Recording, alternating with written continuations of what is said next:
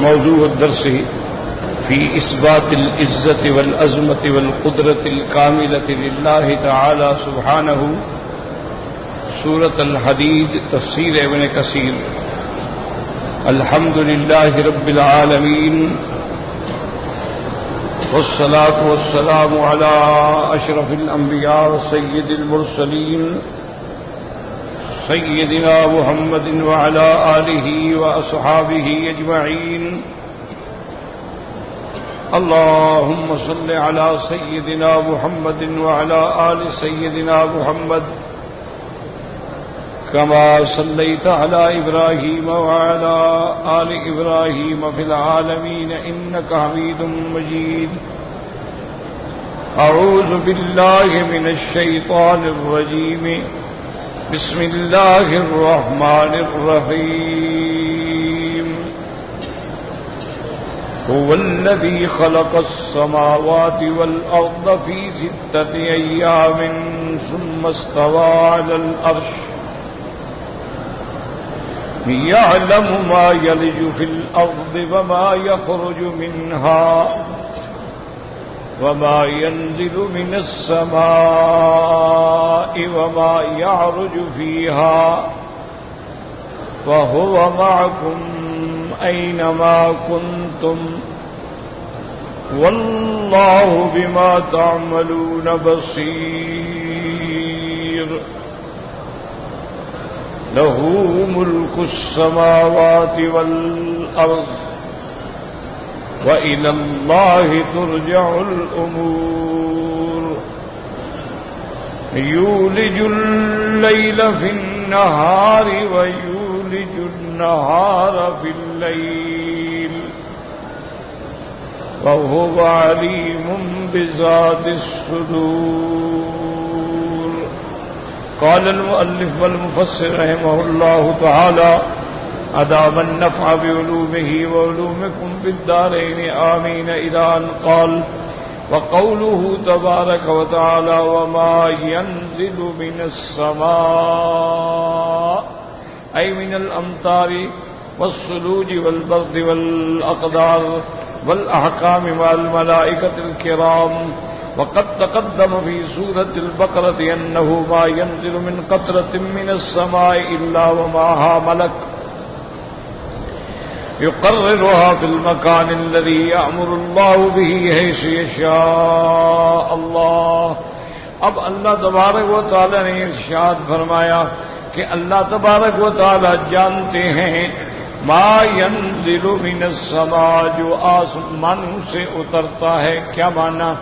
آسمانوں سے بارشیں اترتی ہیں، آسمانوں سے برف اترتی ہے، آسمانوں سے اولے برستے ہیں، آسمانوں سے ہماری تقدیر کے فیصلے ہوتے ہیں، آسمانوں سے اللہ کے احکام اترتے ہیں، اوامر اترتے ہیں مع الملائکۃ الکرام اور اللہ کے فرشتے وہ احکام لے کے آتے ہیں. وقت تقدم فی سورۃ البقرہ. اب مفسر فرماتا ہے کہ سورۃ البقرہ میں آپ پڑھ چکے ہیں، وہاں میں نے یہ باتیں ساری تفصیل سے ذکر کر دی ہیں کہ انہ ما ينزل من السماء من قطرۃ، آسمان سے بارش کا کوئی قطرہ نہیں گرتا مگر اس کے ساتھ اللہ کا فرشتہ ہوتا ہے، اور اللہ کا فرشتہ اللہ کے حکم کے مطابق اس قطرے کو اسی مکان پہ پہنچاتا ہے جہاں اللہ تبارک و تعالیٰ کا حکم ہے. تو یہ سارا نظام جو ہے یہ بھی کمال علم پہ دلالت کرتا ہے کہ آسمانوں سے فرشتوں کا اترنا، آسمانوں سے بارشوں کا برسنا، آسمانوں سے برف کا گرنا، آسمانوں سے ہماری تقدیر کے فیصلے ہونے، آسمانوں سے اللہ کے احکام اور اوامر کا سب اللہ تبارک و تعالیٰ کے علم میں ہے. یعنی کہ کوئی قطرہ بھی نہیں گرتا مگر اللہ تبارک و تعالیٰ کے علم میں. وقوله تعالی وما يعرج فيها أي من الملائكة والأعمال كما جاء في الصحيح يرفع إليه عمل الليل قبل النهار وعمل النهار قبل الليل. اور اللہ فرماتے ہیں وما يعرج فيها، اور جو آسمانوں میں چڑھتا ہے کیا معنی؟ من الملائکہ، اللہ کے فرشتے جاتے ہیں اور ہمارے اعمال جو ہیں وہ بھی آسمانوں کی طرف اٹھائے جاتے ہیں. الیہ یصعد الکلم الطیب والعمل الصالح یرفعہ، جیسے کہ صحیح حدیث مبارک میں آتا ہے اللہ کی طرف یرفع الیہ عمل اللیل، رات کے ہمارے اعمال جو ہیں وہ دن ہونے سے پہلے آسمانوں پہ چلے جاتے، اور دن کے جو اعمال ہیں وہ رات آنے سے پہلے اللہ تبارک و تعالیٰ کی طرف پہنچ جاتے ہیں. اور ان سب کا انتہا جو ہے وہ سدرۃ المنتہا ہے، یعنی اللہ کی قدرت سے عرش سے جو احکام آئیں گے وہ بھی سدرۃ المنتہا پہ، اور نیچے سے جو جائیں گے وہ بھی سدرۃ المنتہا پہ، اور اس کے بعد پھر اللہ تعالیٰ کے احکام کی تنفیذ ہوگی. اب فرماتے ہیں وَهُوَ مَعَكُمْ أَيْنَمَا كُنْتُمْ وَاللَّهُ بِمَا تَعْمَلُونَ بَصِيرٌ. اے رقیب علیکم شہید علی اعمالکم حیث کنتم وَأَيْنَ كُنْتُمْ مِنْ بَرٍّ أَوْ بَحْرٍ فِي لَيْلٍ أَوْ نَهَارٍ فِي الْبُيُوتِ أَوْ فِي الْقَفَارِ الْجَمِيعُ فِي عِلْمِهِ عَلَى السَّوَاءِ وتحت بصره وسمعه فيسمع كلامكم ويرى مكانكم ويعلم سركم ونجواكم كما قال تعالى ألا إنهم يصنون صدورهم ليستخفوا منه ألا حين يستغشون ثيابهم يعلم ما يسرون وما يعلنون انه علیم بذات الصدور. اللہ پاک نے فرمایا وَهُوَ مَعَكُمْ، کیا معنی؟ یعنی رقیب علیکم، اللہ تم پر محافظ ہے، شہید علی اعمالکم، تمہارے اعمال کو دیکھ رہے ہیں، تم جس مقام پہ ہو، حیث کنتم وَأَيْنَ كُنْتُمْ مِنْ بَرٍّ أَوْ بَحْرٍ، چاہے خشکی میں چاہے دریاؤں میں، فی لیل أو نہار، فی البیوت او فی القفار، رات ہو یا دن ہو، تم گھروں کے اندر ہو یا جنگل میں ہو، الجمیع فی علمہ، اللہ کے علم میں سب چیزیں برابر ہیں، اس کے آگے کوئی چیز چھپی نہیں. تحت بصرہ وسمعہ، ہر چیز کو دیکھ رہے ہیں، ہر بولی سن رہے ہیں. فیسمع کلامکم ویری مکانکم، وہ تمہاری باتوں کو سنتے ہیں اور تمہارے اعمال کو دیکھتے ہیں. وَيَعْلَمُ سِرَّكُمْ وَنَجْوَاكُمْ، اور چاہے تم چھپا کے بات کرو چاہے سرگوشی کرو وہ جانتے ہیں. تو یہ معنی ہے ہوا معکم، وہ تمہارے ساتھ ہیں. کیا معنی؟ ہر چیز اس کے علم کے اندر ہے. تم چاہے آہستہ بولو چاہے زور سے بولو، چاہے گھر کی چار دیواری میں چھپ کے کام کرو چاہے علانیہ کرو، وہ ہر چیز جانتے ہیں. یہ معنی ہے. یہ معنی نہیں ہوتا کہ اللہ بندے کے ساتھ ہیں یا اللہ بندے میں حلول کر جاتے ہیں. یہ فرق ضالہ جو گمراہ فرقے ہیں ان کے عقیدے ہیں کہ اللہ حضرت علی میں حلول کر گئے ہیں. اسی طرح بعض لوگوں نے کہا اللہ پیروں میں حلول کر گئے. یہ سارے جاہلوں کے عقیدے ہیں اور فرق ضالہ ہیں. معیت کا معنی ہے معیت علم، کہ اللہ کی ہر چیز علم میں ہے تو گویا تم ان سے ساتھ. وقال تبارک و تعالی سواء منکم من اسر القول ومن جهر به ومن هو مستخف بالليل وسارب بالنهار فلا الہ غیرہ ولا رب سواہ. اللہ نے فرمایا چاہے تم چپکے سے بات کرو یا کھل کے ظاہری بات کرو، رات میں چھپ کے کوئی عمل کرو یا دن کی روشنی میں، سب اس کے لیے برابر ہے. وہ ہر عمل تمہارا دیکھتے ہیں. فلا الہ غیرہ، کوئی معبود برحق نہیں اس کے سوا، ولا رب سواہ، اور کوئی رب نہیں جو تمام عالم اور تمام مخلوق کے پالنے والا ہے. ہر چیز ذرہ ذرہ اللہ تبارک و تعالیٰ کے علم کے اندر ہے. یعنی آپ دیکھیں کہ پہاڑوں کے غاروں کے اندر پتھروں کے اندر جو کیڑے ہیں ان کو بھی اللہ روزی پہنچاتے ہیں.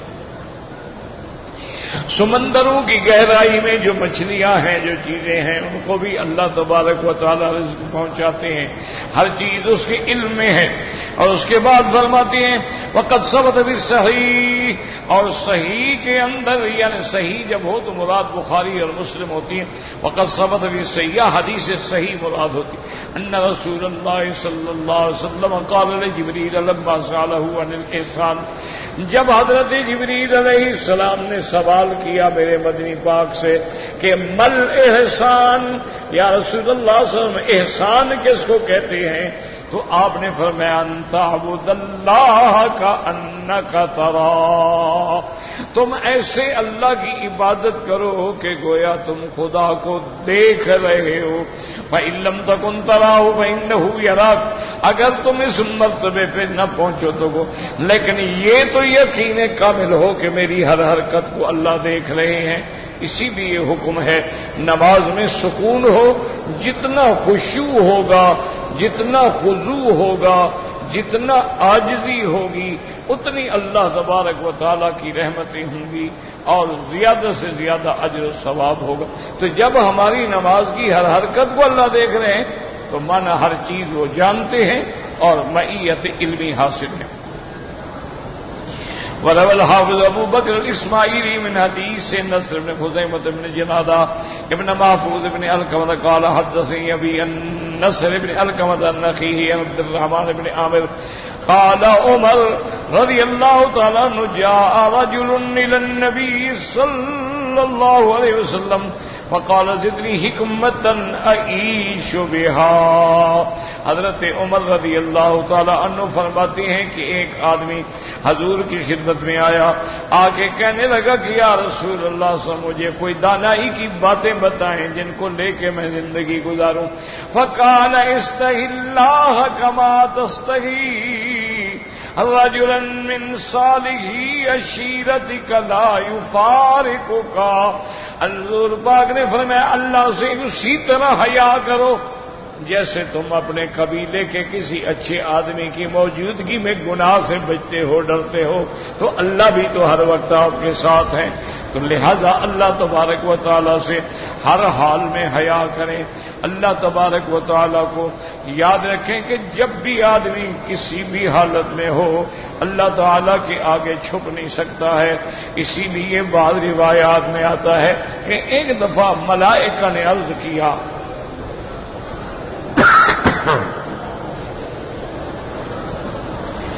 کہ یا اللہ ہمیں دریا سے آواز آتی ہے لیکن ہم سمجھ نہیں سکتے کہ کیا ہے،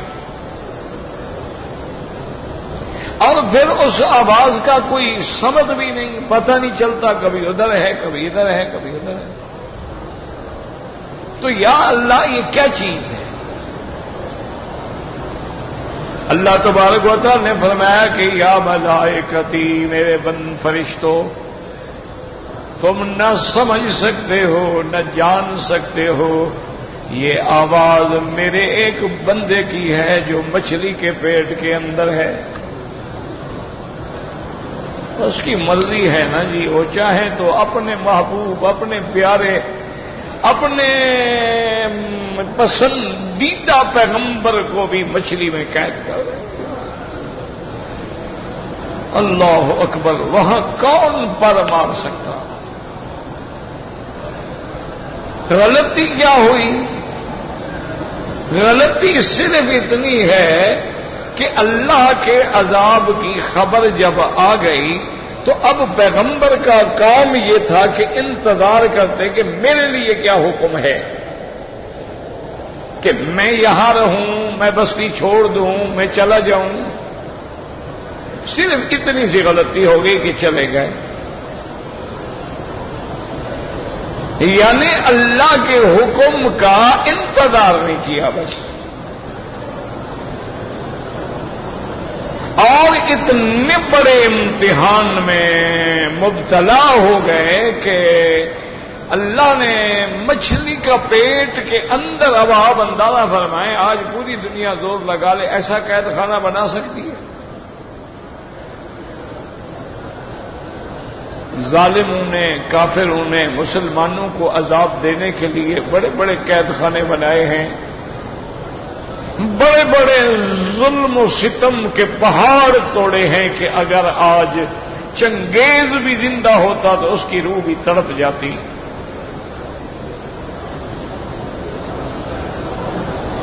جو مسلمانوں کو اور بے گناہوں کو جن عذاب کی بھٹیوں سے گزارا گیا ہے، کسی انسان کے عقل میں بھی نہیں آ سکتا۔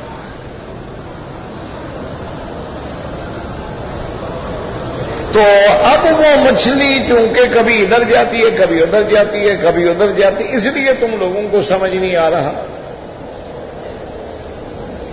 لیکن اللہ تبارک و تعالی نے ایک ایک لفظ جانتے ہیں۔ حضرت یونس علیہ السلام کے پیٹ میں بند ہونے کو جانتے ہیں، ان کی پکار کو سنتے ہیں، اور اللہ کے پیغمبر نے اس وقت بھی کس کو پکارا ہے؟ فَظَنُّونِ إِذْ ذَهَبَ مُغَاضِبًا فَظَنَّ أَن لَّن نَّقْدِرَ عَلَيْهِ فَنَادَىٰ فِي الظُّلُمَاتِ أَن لَّا إِلَٰهَ إِلَّا أَنتَ سُبْحَانَكَ إِنِّي كُنتُ مِنَ الظَّالِمِينَ۔ حضرت یونس نے کس کو پکارا ہے؟ ایمان سے کہیں، آج بھی ہمارے لوگ ہیں، یعنی آیت کریمہ کے لاکھ یا 1.25 آیت کریمہ پڑھاتے ہیں، جب مشکل آ جائے تو لوگوں کو بلا کے کہ جی 1,25,000 دفعہ ایک مجلس میں بیٹھ کے آیت کریمہ پڑھو تو ہر مشکل حل ہو جاتی ہے۔ 1.25 آیت کریمہ پڑھنے کے بعد بھی مشرک ہے، پھر قبر پہ سجدہ ہے۔ یاد رکھو، اگر قبر کا سجدہ عبادت سمجھ کے کر رہا ہے تو مشرک، اگر تعظیم سمجھ کے کر رہا ہے تو مرتکب بدعت ہے، اور بدعت بھی گمراہی ہے۔ ادھر تو آیت کریمہ کے 1.25 عدد پورے ہو رہے ہیں، اور ادھر پکارا غیروں کو جا رہا ہے، تو اس منافق کو اللہ قبول فرمائیں گے؟ منافق کس کو کہتے ہیں کہ ظاہر کچھ ہو اور باطن کچھ ہو، اسی کو منافق کہتے ہیں۔ تو یہ منافقت نہیں ہے کہ ادھر تو کہو لا الہ الا انت، اور ادھر کہو عبد القادر جیلانی شیئا للہ، ادھر کہو لا الہ الا انت، ادھر کہو یا معین الدین چشتی مدد کن۔ تو یہ ایسے بڑا منافق کون ہوگا؟ اور پھر منافقت بھی کس سے کر رہے ہو؟ اللہ کے ساتھ۔ تو اس لیے ہمیشہ یاد رکھیں کہ اللہ تعالی ہوا معکم اینما کنتم، تم کسی بھی جگہ ہو وہ اپنی معیت علم کے ساتھ تمہارے ساتھ ہے، تمہاری ہر حرکت کو جانتا۔ تاریخی واقعات ہیں، اللہ عالم صحیح ہے یا غلط ہے، کیونکہ تاریخیں جو ہے نا، یاد رکھو یہ اکثر غلط ہوتی ہیں۔ جتنے تاریخی کتابیں ہیں نا، ان میں یوں سمجھ لیا کرو کہ 80% جھوٹ ہوتا ہے۔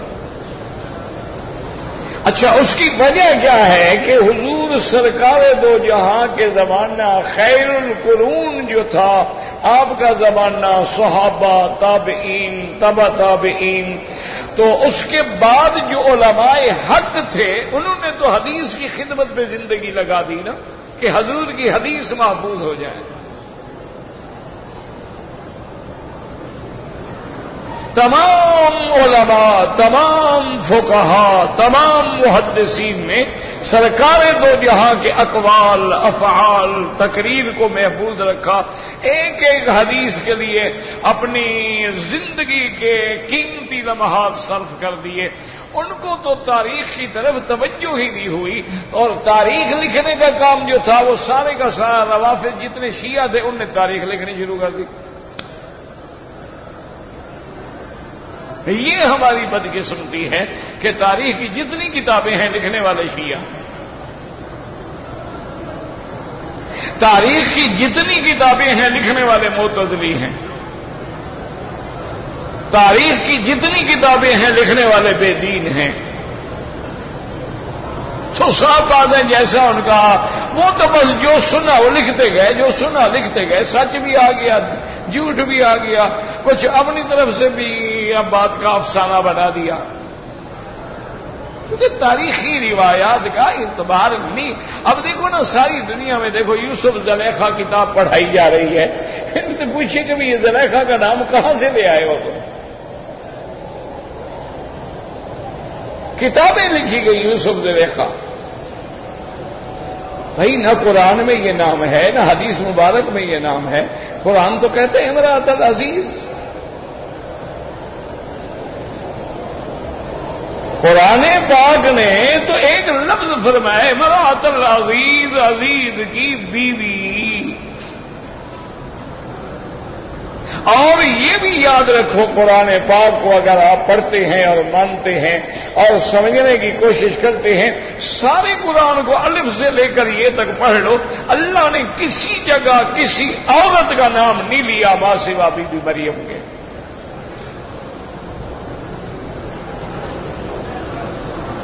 بی بی مریم کا نام بھی کیوں لیا کہ حضرت عیسیٰ علیہ السلام ان کے بطن سے پیدا ہوئے، ان کا باپ نے عیسیٰ ابن مریم، ان کی نسبت ماں کی طرف ہے. ورنہ جتنا قرآن آپ پڑھیں گے لفظ آئے گا مثلا امرأۃ لوط، امرأۃ نوح، امرأۃ فرعون، امرأۃ العزیز، وأوحینا إلی ام موسیٰ اذ قالت لأخته یا ایھا النبی قل لأزواجک وبناتک ونساء. قطعا نام نہیں.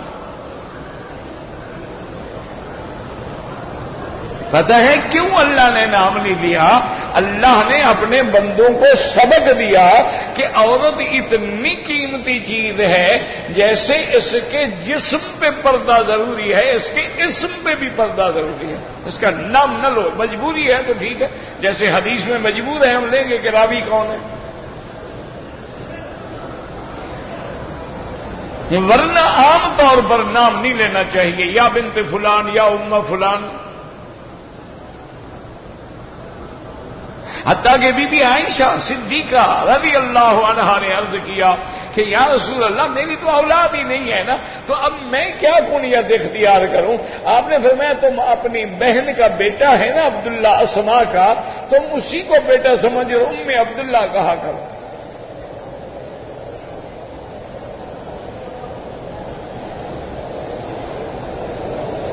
اسی لیے اسلام تو اتنا عزت دیتا ہے عورت کو، لیکن وہ تتلی بن کے وہ اپنی پورے جسم کی نمائش کرنا چاہتی ہے تو اللہ کی مرضی ہے.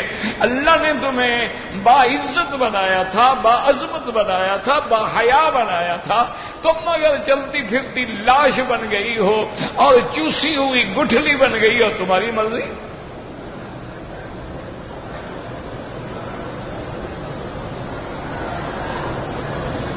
اسلام نے کتنی بڑی عزت دی ہے کہ نام نہیں ہے.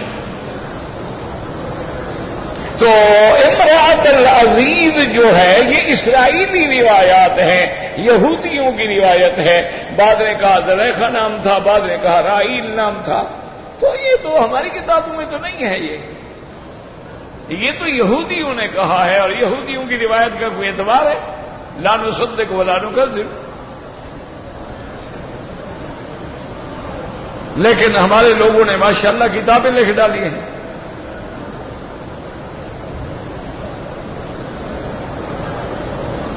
اللہ نے کہیں نام نہیں. تو تاریخوں میں آتا ہے کہ جب حضرت یوسف علیہ السلام کو امرأۃ العزیز نے گھیر گھار کے اپنے محل کے اندر بند کر دیا اور ہدایت کر دی کہ دروازے لاک کرتے جائیں، جب بالکل اپنے آخری بیڈ روم میں پہنچی تو چونکہ وہ اس خدا کی عبادت تو نہیں کرتے تھے، وہ بھی بت پرست تھے، تو اس نے بھی ایک مورتی اپنے کمرے میں رکھی ہوئی تھی.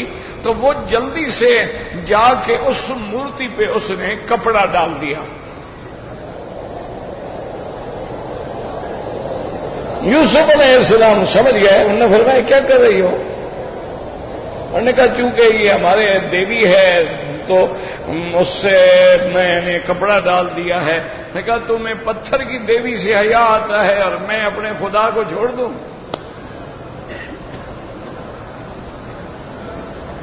انہوں نے کہا کوئی شرم کرو، تمہیں پتھر کی دیوی پہ کپڑا ڈال رہی ہو کہ ہماری دیوی نہ دیکھ لے. جی ہماری دیوی نہ دیکھ لے، ہمارا بھگوان نہ دیکھ لے. اور بھگوان ایسا ہے کہ کپڑا ڈال دو تو اندھا ہو جاتا ہے. بھگوان بھی ایسا ہے نا کہ آنکھوں میں کپڑا ڈال تو پھر جو مرضی آیا کرتے رہو، اب بھگوان نہیں دیکھ رہا۔ لیکن قرآن نے اس واقعے کو ذکر نہیں کیا، قرآن صرف اتنا کہتا ہے وَلَقَدْ هَمَّتْ بِهِ وَهَمَّ بِهَا،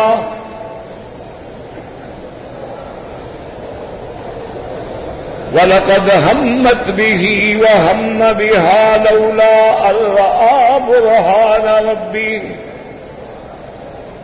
اللہ قرآن میں فرماتے ہیں وَلَقَدْ، تحقیق پکی بات، ہمت جب اس نے ارادہ کیا عزیز کی بیوی نے، وَهَمَّ بِهَا، اور یوسف علیہ السلام نے بھی ارادہ کیا۔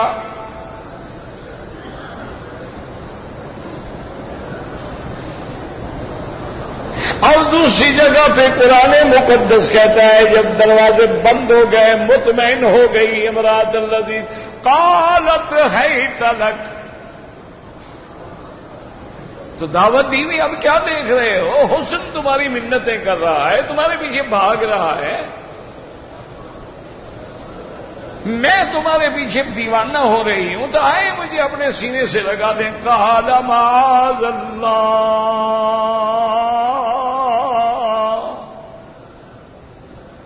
فرمایا اللہ کی پناہ، انہ ربی احسن مثوائی، وہ میرا رب ہے جس نے مجھے بہتر تربیت سے پالا، انہ لا یفلح الظالمون، اور پھر وہ ظلم کرنے والوں کو کبھی کامیابی نصیب نہیں فرماتا۔ اس سے بڑا کیا ظلم ہے کہ میں گناہ کروں؟ اب یاد رکھیں ہمارے ہر دور میں جو مولوی آئے ہیں نا، اللہ ہمیں بھی انہیں بھی ہدایت دے، جو فوت ہو گئے اللہ ان کی قبروں پہ کروڑوں رحمتیں فرما دے، ان کی غلطیوں کو معاف کر دے، اور جو زندہ ہیں اللہ ان کو ہدایت عطا فرما دے۔ عجیب عجیب قصے لکھ دیے ہیں کہ بی بی امرأۃ العزیز نے بھی ارادہ کیا اور حضرت یوسف نے بھی ارادہ کیا، بس سامنے جو ہے نا حضرت یعقوب کی تصویر نظر آ گئی، انہوں نے کہا خبردار یہ کام نہیں کرنا، تو پھر آپ ڈر گئے۔ پتہ نہیں یہ یوسف علیہ السلام کے ساتھ کمرے میں موجود تھے مولوی صاحبان،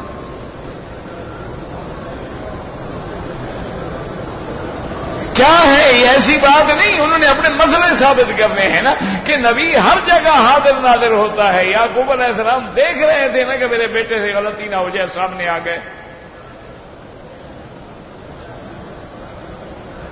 اور پھر ایک نبی سے بھی ارادہ کروا لیا کہ جو ارادہ بی بی امرأۃ العزیز نے کیا اور یوسف نے بھی نعوذ باللہ خبردار، یاد رکھیں اللہ کا قرآن اس بات سے بری ہے۔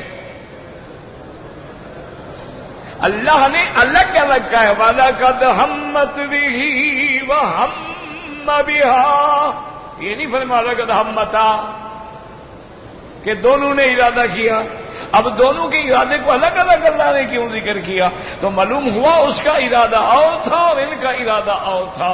بی بی کا ارادہ گناہ تھا اور حضرت یوسف کا ارادہ بھاگنا تھا، اس لیے درمیان میں با ہے اور معطوف علیہ کے درمیان لازمی بات ہے کہ فرق ہونا چاہیے کہ اس کا ارادہ الگ ہے اور اس کا ارادہ الگ ہے۔ اور آگے قرآن خود تفسیر کر کذالک لنصرف عنہ السوء والفحشاء،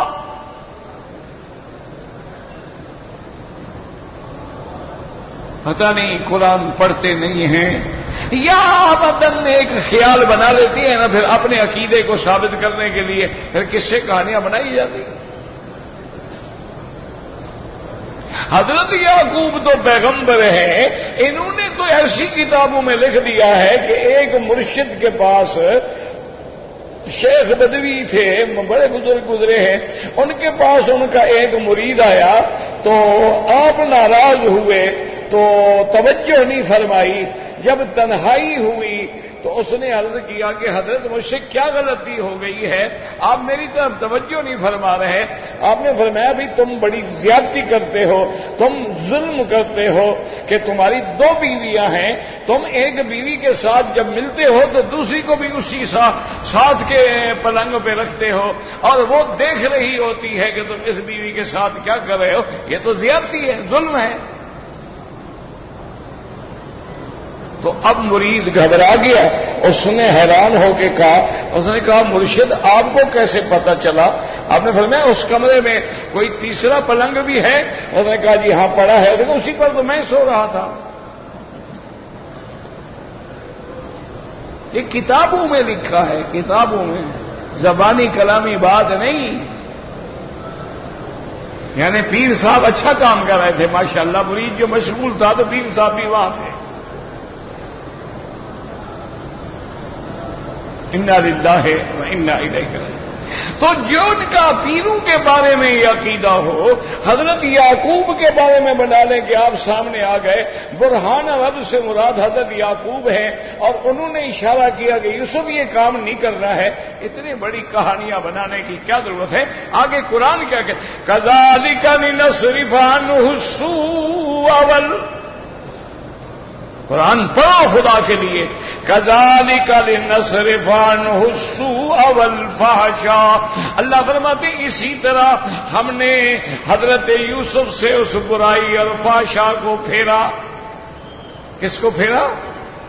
مانا سوء اور فحشاء آ رہے تھے، اللہ نے یہ نہیں کہا کہ میں نے یوسف کو پھیر لیا، یوسف جا رہا تھا۔ قرآن پڑھو، اللہ فرماتے ہیں وہ برائی حضرت یوسف کی طرف بڑھ رہی تھی، لیکن ہم نے اس برائی کو پھیر دیا۔ حضرت یوسف تو نہیں بڑھے برائی کی طرف۔ انہ من عبادنا المخلصین، چونکہ وہ میرے چنے ہوئے بندوں میں ہے، اور ان دونوں کے ارادے کے فرق کی آگے دلیل موجود ہے۔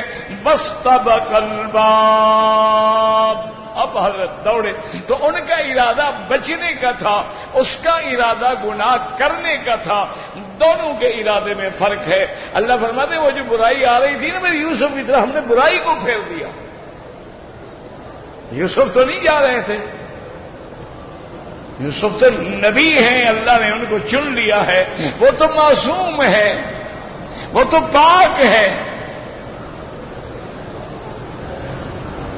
اور اسی لیے دوسری جگہ پہ آپ قرآن پہ غور کریں کہ بڑا مشہور واقعہ تو یہی ہے نا جو لکھا گیا ہے کہ جب وہ امارات العزیز بدنام ہو گئی اور مصر میں قصے کہانیاں شروع ہو گئی کہ عجیب عورت ہے، ایک غلام ہے، عبد ہے، خریدا ہوا ہے، اس کو بھی یہ قابو نہیں کر سکی۔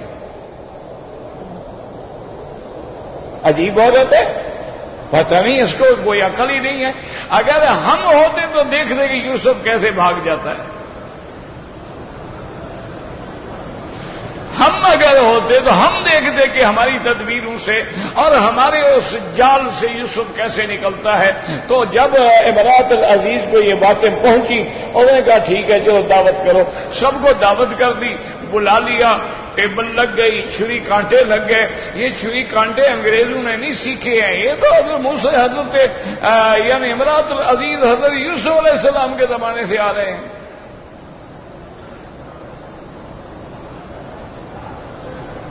اب جناب اس نے فروٹ رکھے، وآتت کل واحدۃ منہن سکینا، اور سب کے سامنے پلیٹ بھی ہے، پھل بھی ہے، چھری بھی ہے، اور چھریاں لے کے وہ بیٹھی ہیں۔ اس کے بعد جو ہے اپنا حضرت یوسف علیہ السلام کو الگ رکھا ہوا تھا۔ اب جب یہ سارا انتظام ہو گیا، وہ پھل کاٹنے میں مشغول ہوئی، تو اب وہ امارات العزیز نے حکم دیا یوسف علیہ السلام کو کہ آؤ مجلس کے سامنے۔ اب وہ تو غلام ہیں، خریدے ہوئے ہیں، انکار تو نہیں کر سکتے نا۔ فَلَمَّا رَأَيْنَهُ أَكْبَرْنَهُ وَقَطَّعْنَ أَيْدِيَهُنَّ، جب یوسف علیہ السلام سامنے آئے اور ان کو دیکھا، حیران ہو کے اپنی انگلیاں کاٹ ڈالی،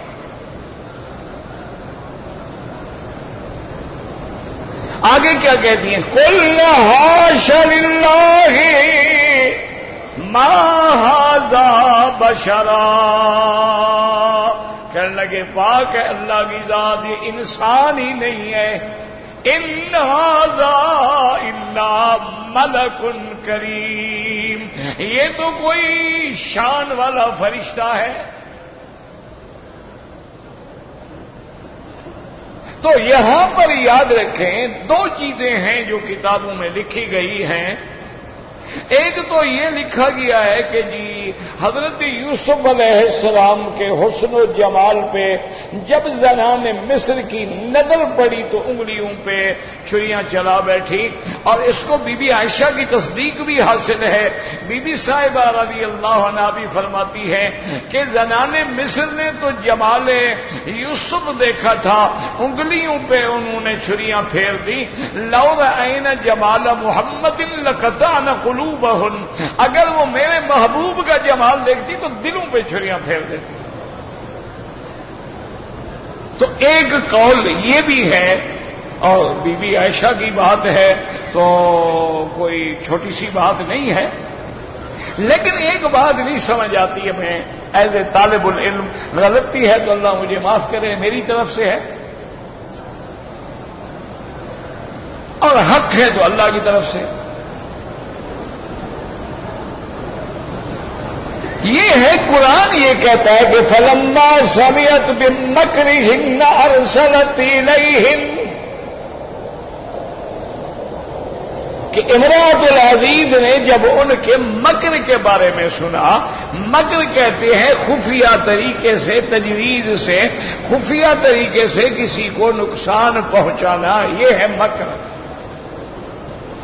بات سمجھیں، اللہ کے قرآن کو پڑھا بھی کرو اور کچھ وَإِذْ يَمْكُرُ بِكَ الَّذِينَ كَفَرُوا لِيَقْتُلُوكَ، اللہ نے فرمایا میرا مدنی جب مکر کر رہے تھے، تدبیریں خفیہ کر رہے تھے کافر اکٹھے ہو کر آپ کو قتل کرنے کی، تو مکر کا معنی ہی یہی ہوتا ہے ایصال الضرر عن طریق خفیۃ، خفیہ طریقے سے دوسرے کو پتہ ہی نہ لگے اور نقصان ہو جائے،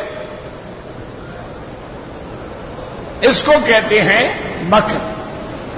تو یہاں قرآن میں یاد رکھنا کیا لفظ ہے؟ فلما سمعت بمکرہن، اس لفظ کو دماغ میں رکھنا۔ اچھا، اب جب حضرت یوسف علیہ السلام کا جیل سے آزادی کا حکم ہو گیا، پروانہ لکھا گیا اور لینے کے لیے آ گئے، جی بادشاہ بلا رہے ہیں، آپ کی ساری سزا ختم ہو گئی ہے، حضرت یوسف علیہ السلام نے فرمایا کہ میں تو نہیں نکلتا۔ انہوں نے کہا کہ جی آپ کیوں جیل سے نہیں نکلتے ہیں، اب آپ کو آزاد کر دیا۔ فرمایا ما بال النسوة اللاتي قطعن أيديهن إن ربي بكيدهن عليم۔ حضرت یوسف علیہ السلام نے فرمایا کہ پہلے ان عورتوں کا تو فیصلہ کرو جنہوں نے ہاتھ کاٹے تھے، اور اللہ ان کے قید مانا بھی مکر ہوتا ہے، یکیدون کیدا واکید کیدا، کہ اللہ جانتا ہے ان کے مکر کو۔ تو پہلے لفظ آیا مکر، پھر لفظ آیا قید، تو دونوں کا معنی مکر ہے۔ اگر آدمی کسی کے حسن و جمال سے متاثر ہو جائے، مدہوش ہو جائے، انگلی کاٹ بیٹھے، اس میں مکر کون سا ہے؟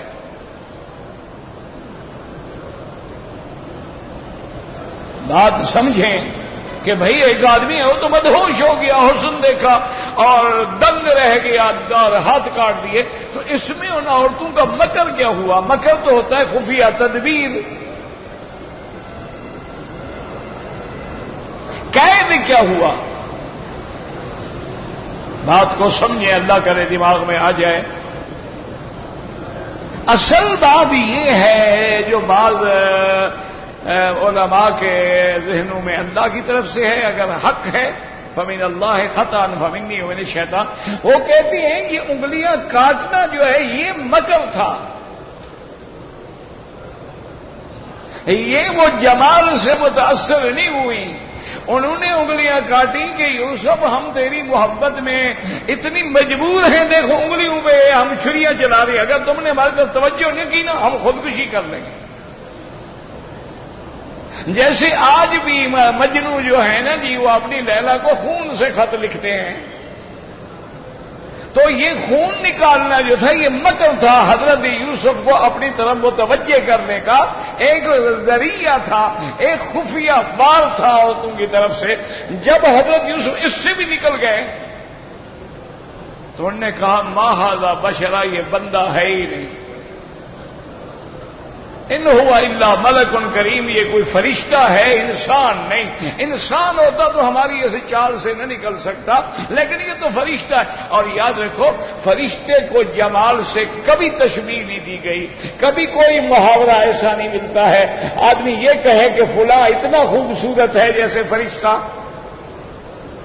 فرشتے کو پاک بازی سے، یار بڑا نیک سیرت ہے، فرشتہ سیرت آدمی ہے، تو فرشتے کو سیرت سے تشبیہ دی جاتی ہے، صورت سے تشبیہ کیوں؟ فرشتہ آپ نے دیکھا ہی نہیں ہے تو صورت سے کیا تشبیہ دیں گے؟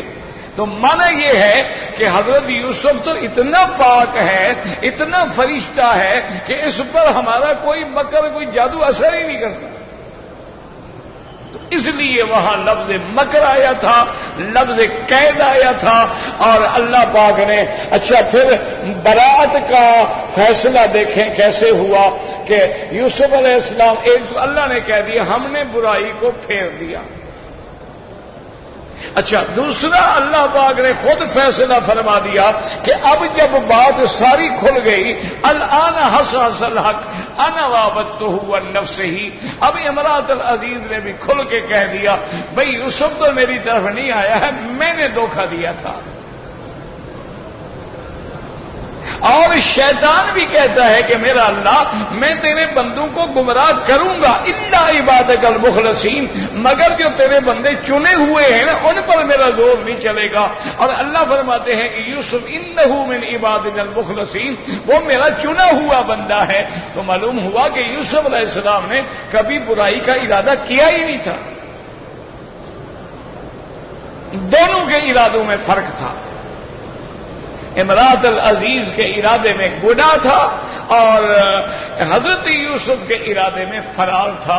تو اس لیے اللہ تبارک و تعالی نے فرمایا کہ جب تم عبادت کر رہے ہوتے ہو، جب تم پہاڑ کی غاروں کے اندر بھی کیوں نہ ہو، مچھلی کے پیٹ کے اندر بھی کیوں نہ ہو، ہوا معکم اینما کنتم، وہ ہر جگہ اپنی معیت علمی کے ساتھ تمہیں دیکھتا ہے، تمہیں جانتا ہے، تمہارا ہر عمل جو ہے اللہ کے آگے۔ واللہ اعلم۔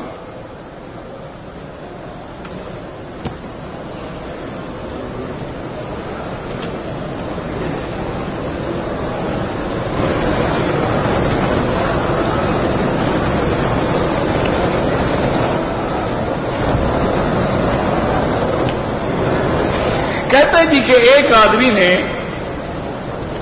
35 لاکھ روپے آج سے تقریباً کوئی 14 سال پہلے کسی دوست کو دیے تھے کہ میرے لیے زمین خریدو۔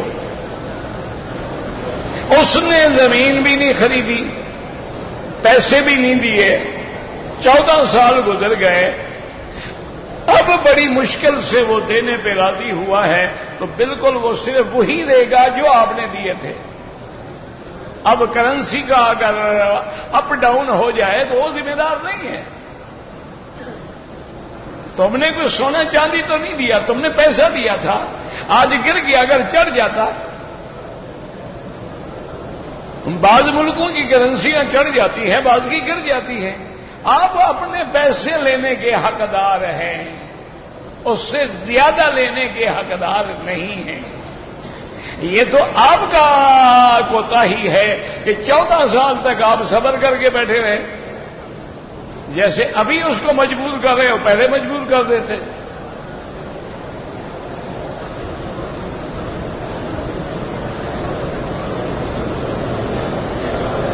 اگر طواف کے دوران میں فجر کی اذان ہو جائے تو 2 رکعت سنت پڑھنی ہے، بالکل پڑھنی ہے، لیکن یہ دیکھو تمہارے کتنے چکر باقی ہیں.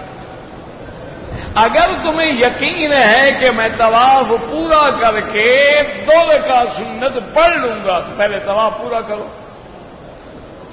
اگر تمہیں اندیشہ ہے کہ طواف پورا نہیں ہوگا، رش زیادہ ہے، میں سنت نہیں پڑھ، طواف چھوڑ دو، سنت پڑھ لو، اس کے بعد پھر طواف کو کنٹینیو کر دو. پھر جہاں جماعت کھڑی ہو جاؤ وہاں کھڑے ہو جاؤ، نماز کے بعد پورا کر دو.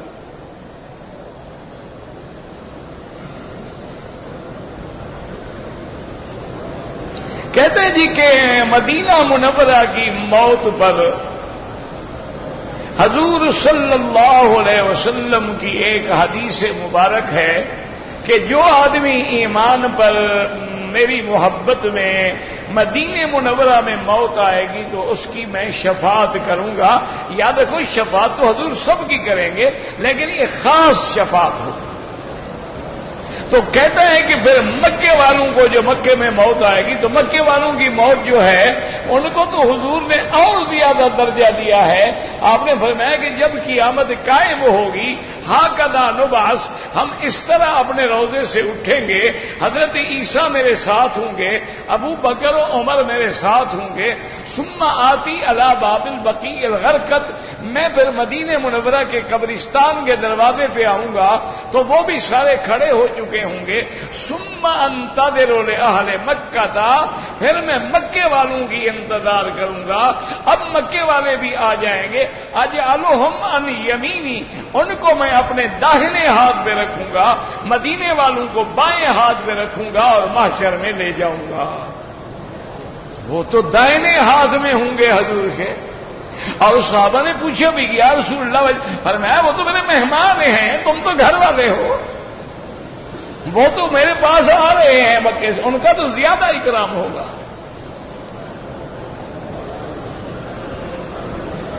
حرم کے دوران نماز میں نظر جو ہے سجدے کی جگہ پہ رکھے، کیونکہ نماز بندگی ہے، عاجزی ہے. عاجزی کا یہ معنی تھوڑا ہوتا ہے کہ بادشاہ کی آنکھوں میں آنکھیں ڈال دو.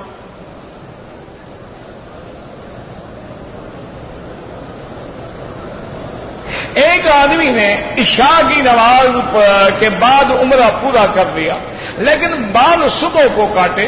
اگر احرام میں رہا ہے تو پھر کوئی بات نہیں، لیکن اگر عمرہ ختم کر کے سلے ہوئے کپڑے پہن لیے تھے اور ساری رات انہی میں گزار دی ہے تو دم پڑ گئی.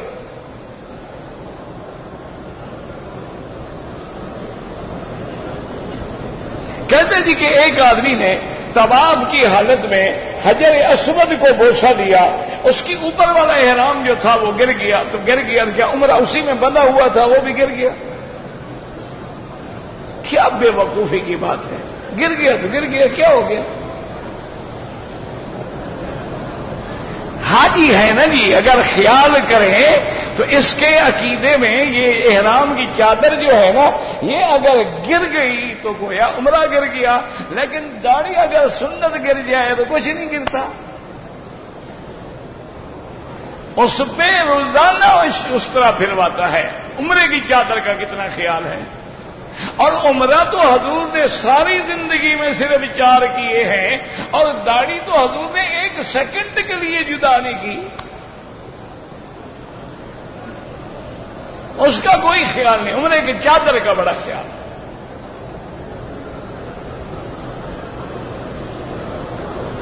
عصر کی اذان اور نماز کے درمیان میں، عصر کی اذان کے بعد سنت پڑھ سکتے ہو، 4 سنتیں بھی پڑھ سکتے ہو اگر آپ نے کیونکہ عصر کی نماز کے بعد نہیں پڑھنا ہے.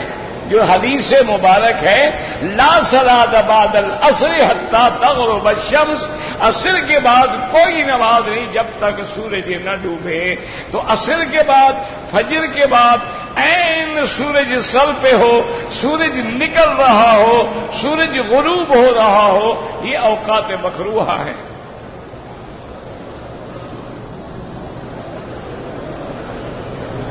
کہتے جی کہ دعوت تبلیغ کا کام کرنا اچھی بات نہیں، نہیں، بڑا گناہ کا کام ہے یار. تم گانا بجانا سیکھو تو تبلیغ کیوں کرو؟ لیکن ایسے سوال کرتے ہوئے تمہیں کوئی شرم بھی نہیں آتی دل میں کہ جس کا اللہ نے ہمیں حکم دیا ہے کہ کنتم خیر امت اخرجت للناس تأمرون بالمعروف وتنہون عن المنکر، اللہ نے حکم دیا ہے تواصوا بالحق وتواصوا بالصبر، اللہ کے نبی نے حکم دیا الا فلیبلغ الشاہد الغائب، اللہ نے حکم دیا یا ایھا الرسول بلغ ما انزل الیک من ربک، اس کے بارے میں پوچھتے ہو کہ اچھا کام ہے؟ خدا کا خوف کرو. اگر آپ الرجی ہیں دین سے تو دین پہ اعتراض تو نہ کرو. یہ تو انبیاء کا کام ہے اور حضور کا حکم ہے بلغوا انی ولو آیۃ، تمہیں ایک آیت کا ترجمہ آتا ہے آگے تبلیغ کرو. اسی سے علماء نے نکالا ہے کہ تبلیغ کے لیے عالم ہونا ضروری نہیں، ایک مسئلہ بھی جانتا ہے تو لوگوں کو بتائے.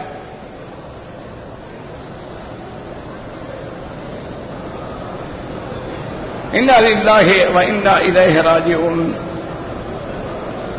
کہتے تھے حرم شریف میں جو عورتیں ہیں عورتوں کو نماز میں آگے نہیں ہونا چاہیے. یہ تمہاری کوشش ہے کہ نماز سے پہلے ان کو پیچھے کرو، یا اپنے آگے کوئی سترا رکھو، یا ایسی جگہ نماز پڑھو کہ آگے عورتیں نہ آئیں، ستون کے پیچھے کھڑے ہو جاؤ. اپنی عورتوں کو بھی تو سمجھاؤ نا کہ اذان سے 15 منٹ پہلے حرم طواف چھوڑ دیں.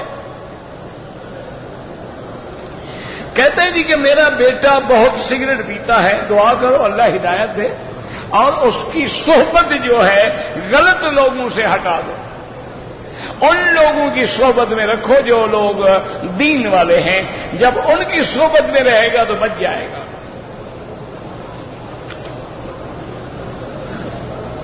اگر امام نے سجدہ تلاوت کیا اور ہم نے نہیں کیا نماز ہی نہیں ہوگی.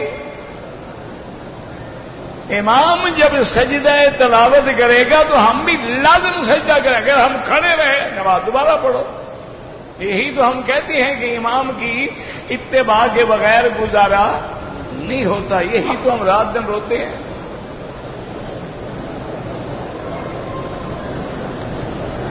کہتے ہیں جی کہ طواف کسی دوسرے کے لیے، آپ اپنے لیے کریں، ان کے لیے دعا کریں. طواف کے کرتے ہوئے سجدے کی جگہ دیکھیں، کیونکہ پاؤں کی جگہ طواف بھی نماز کے حکم میں ہے.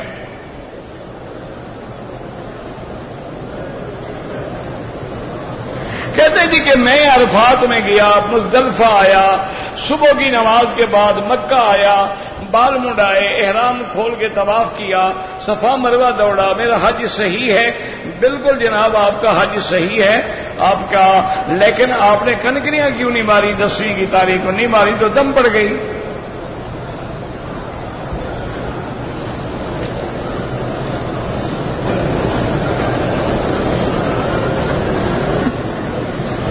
میرے والد نے 1.5 ایکڑ زمین اپنی زندگی میں بیٹوں کو نہ دے دی، بیٹیوں کو نہیں دی. ظلم کیا والد نے. اب اپنے والد کو اس گناہ سے بچاؤ اور جتنا حصہ تمہاری بہنوں کا بنتا ہے ان کو دے دو.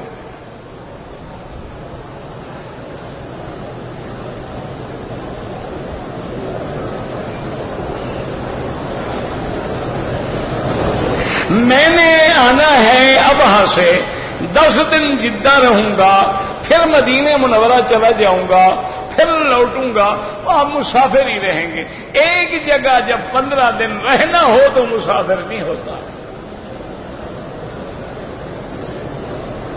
اللہ کی ذات جو ہے اس کا مقام عرش اعلیٰ ہے، معیت علم کے ساتھ ہر جگہ ہے. یہ 2 دن سے ٹکر مارے ابھی تک آپ کو سمجھ نہیں آیا تو کوئی حل ہی نہیں میرے پاس.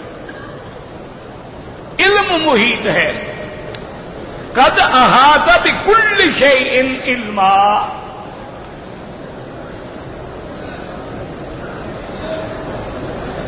کہتے جی کہ جہاں پر حضور کا روضہ مبارک ہے اس سے پہلے وہاں کوئی کافروں کی قبریں تھیں، وہاں تو کوئی قبر نہیں تھی جناب. حضور نے قبر پر تو مسجد نہیں بنائی.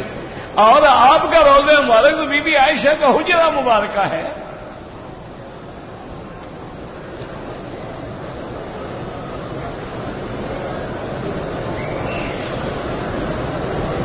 کہتے کہ میں معذور ہوں، میں اپنی ویل چیئر خود چلا کے طواف کر رہا تھا، ایک عورت نے مجھے ویل چیئر پیچھے سے پکڑ کے ایک چکر کرا دیا اور باقی چکر ایک اور مرد نے کر، کوئی بات نہیں، اللہ ان کو جزا دے، ان کی حسن نیت تھی اور انہوں نے ایک معذور کی امداد کی، تو اچھی بات ہے، اچھی بات، یہ تو کوئی منع نہیں ہے۔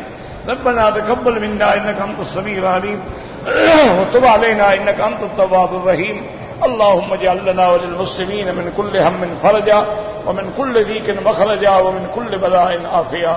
یا اللہ عالم اسلام پہ اپنی رحمتیں فرما، یا اللہ تمام مسلمان ملکوں کی حفاظت فرما، یا اللہ اس بلد الامین کو قیامت تک ہر فتنے سے محفوظ فرما، یا اللہ مسلمان جس ملک میں ہیں ان کی جان مال آبرو عزت کی حفاظت فرما، یا اللہ پاکستان پہ رحم فرما اور اپنا عذاب رفع فرما، اپنا عذاب رفع فرما، یا اللہ عذاب رفع فرما اور رحمت نازل فرما۔